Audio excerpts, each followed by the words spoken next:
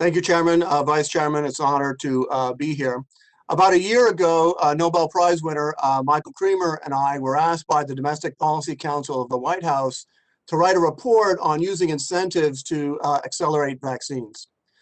Joined by a number of other top economists, we wrote a report advocating spending on the world scale of approximately 150 billion to invest in 18 vaccine candidates.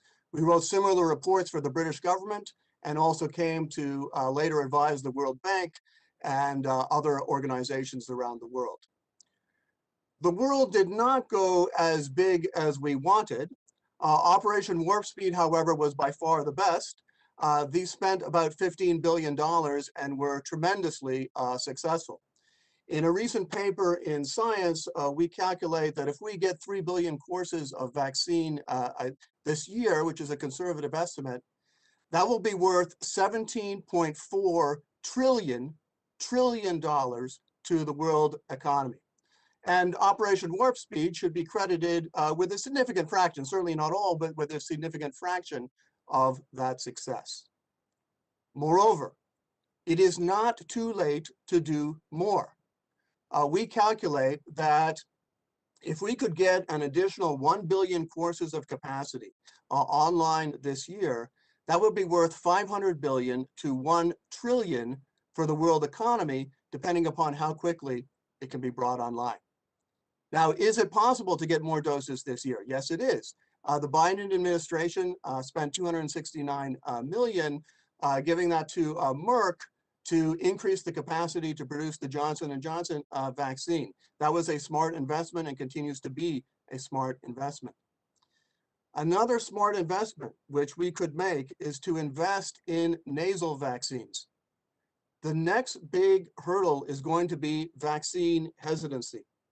And a significant fraction of vaccine hesitancy is fear of needles. Adults don't like to say that they're afraid of needles or that they don't want to get a shot because of needle fear, but that is in fact the case.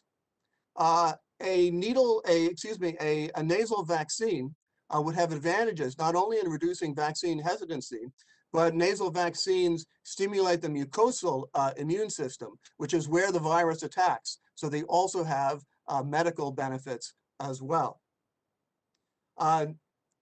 Moreover, nasal vaccines or oral vaccines are going to be important to vaccinate children. And that also is going to help us to get to herd immunity. After we vaccinate the United States, our next big job is to vaccinate the world. And there are health, economic, and political reasons to do so. The unvaccinated are the biggest risk that we face for generating new variants and mutations. You've heard no doubt about the South African and Brazilian variants. Well, the best way to protect your constituents from South African and Brazilian variants and others is to vaccinate South Africans and Brazilians. Moreover, economics.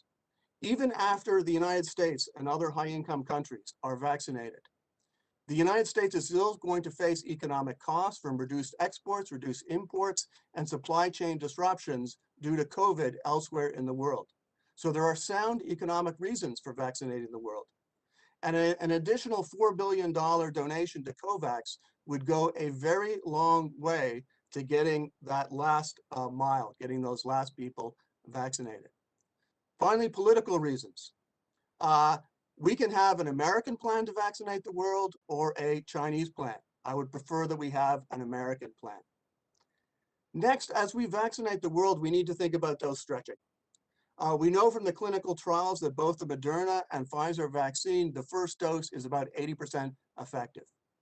And in my view, it is better to bring more people from 0% to 80% protected than to bring one person from 0% to 80% and then boost them to 95%. Speaking loosely, the first dose protects you from being killed, from dying. The second dose protects you from getting the sniffles. Related to this, we should investigate fractional dosing. The phase 1 and phase 2 clinical trials indicate that half dosing would be also potentially very, very effective. And if one thinks about this, half dosing, that would be equivalent to doubling the number of Pfizer and Moderna factories. So that would be extremely valuable if we could do that.